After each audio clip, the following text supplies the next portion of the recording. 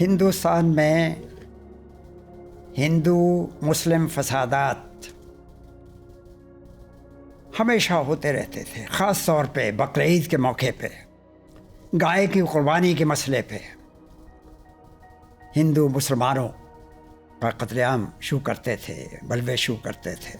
1947 کے آغاز میں بہار پٹنہ میں جو فسادات ہوئے اور مسلمانوں کا جو قتل عام ہوا، اور پھر کلکتہ میں اسی طرح مسلمانوں کا بہت قتل و غارت ہوئی،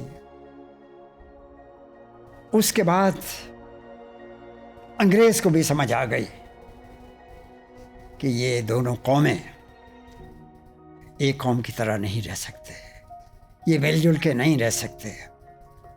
اور مسلم لیگ کا پچھلے 40 سالوں سے یہی کاوش تھی انگریز کو سمجھانے کی کہ مسلمان اور ہندو یہ الگ الگ تہذیبیں ہیں، ان کا رہن سہن، ان کا تمدن، ان کی ثقافت الگ الگ ہے، ان کے ہیروز الگ ہیں۔ اس لیے مسلم علاقوں میں مسلمانوں کی حکومتیں، جہاں مسلمان اکثریت میں ہیں، وہاں ان کی اپنی حکومتیں ہونی چاہیے۔ انگریز کو بھی جا کے 1947 کے آغاز میں یہ سمجھ آئی، اور اس کے بعد برطانیہ کی پارلیمنٹ نے طے کر دیا کہ اب ہم ہندوستان چھوڑ دیں گے، انگریز ہندوستان چھوڑ دیں گے، اور 3 جون 1947 کو تقسیم کا پلان انگریز حکومت نے جاری کیا، اور اعلان ہوا کہ پاکستان اور انڈیا 2 الگ الگ ملک ہوں گے۔ اس کے بعد پورے انڈیا میں مسلمانوں پہ بلوے اور حملے ہونے شروع ہو گئے۔ میں مارچ 1947 میں اپنے گاؤں امبالہ شہر سے 18 میل کے فاصلے پہ ہمارا گاؤں تھا دھین۔ ہندو اور سکھ بچے مجھے کہتے تھے کہ آپ کو یہاں سے نکال دیں گے، آپ یہاں نہیں رہ سکیں گے۔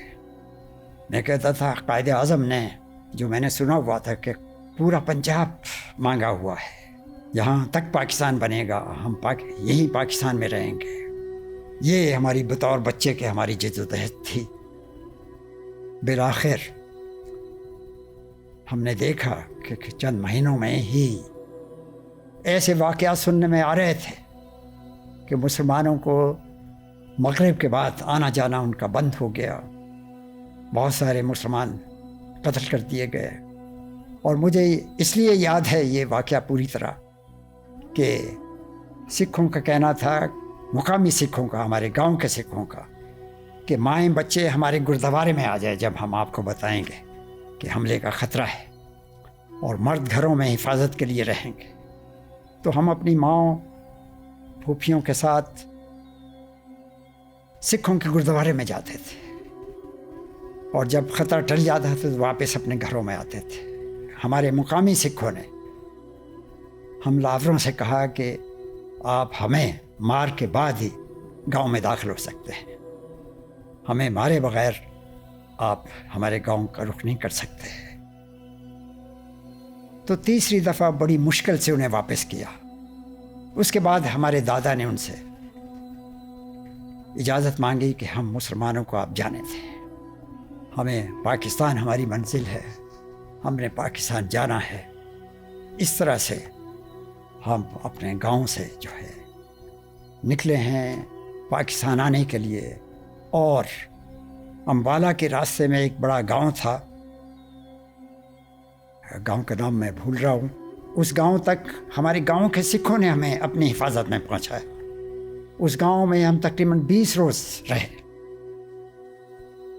اور رہنے کا معمول کیا تھا، جو گاؤں والے مسلمان تھے ان کے گھروں میں ہم رہ رہے تھے۔ تو کوئی 20 روز کے بعد میرے ماموں جو انڈین فوج میں، انگریز کی فوج میں، وہ حوالدار تھے، فوجی تھے، اور ہم سن رہے تھے کہ وہ جاپان میں قید ہیں۔ تو وہ اچانک ایک دن ایک فوجی ٹرک میں اپنے گاؤں،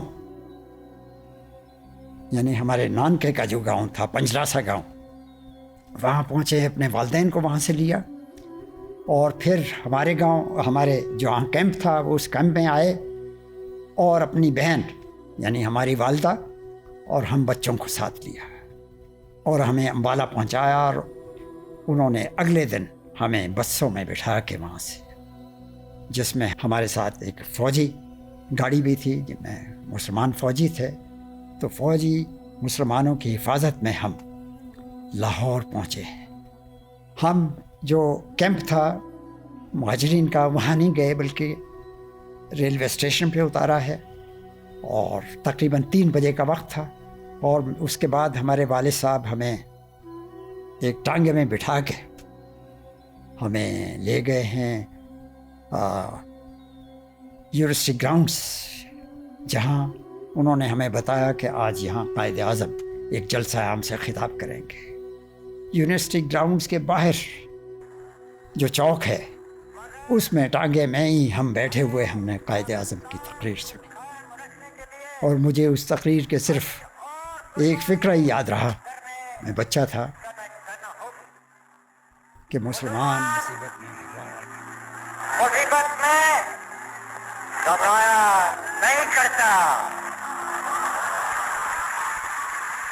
تو اس تقریر کے بعد مسلمانوں میں بڑا جوش و جذبہ پیدا ہوا، اور قائد اعظم کی آپ دیکھیے، قائد اعظم کو کبھی کسی نے روتے نہیں دیکھا تھا زندگی بھر، لیکن وہ 2 مواقع پہ روئے۔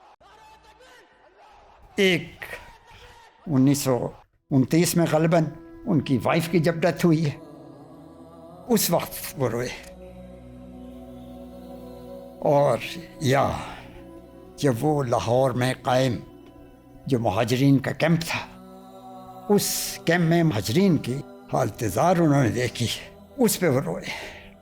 اور ہم تو اللہ کے کرم سے، اللہ کا فضل ہوا کہ ہم تو پہنچ گئے خیر و عافیت سے۔ ہمارے بعد ہمارے دادا، ہماری دادی، ہماری پھوپھیاں وہ ٹرین کے ذریعے پہنچے۔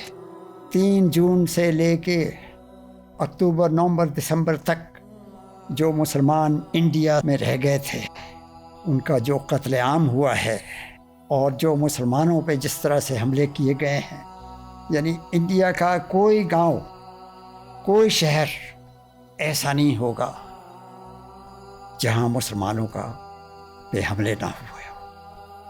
مسلمانوں پہ ایک قیامت کا صبا تھا، جن حالات میں وہ اپنے گاؤں دیہات سے نکلے۔ مجھے معلوم ہے میرے ڈانکا کا جو گاؤں تھا پنجراسا، وہ گولیوں کی بوچھاڑ میں نکلے، ان کے گھروں کو آگیں لگائی گئیں، تب وہ وہاں سے نکلے۔ ہم تو اللہ کا بڑا کرم ہوا کہ ہم پاکستان بخیر و عافیت پہنچ گئے، لیکن 20 ٹرینیں مسلمانوں کی، ان کو راستے میں کھڑا کر کے قتل عام کیا گیا۔ بسوں کو روک کے مسلمانوں پہ حملے کیے گئے، ماؤں کی گودوں میں مسلمان بچوں کو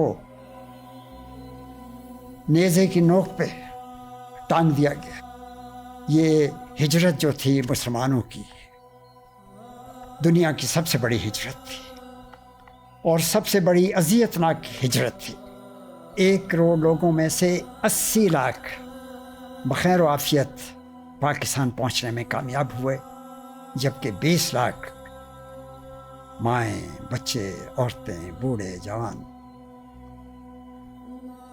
ان کو مار دیا گیا۔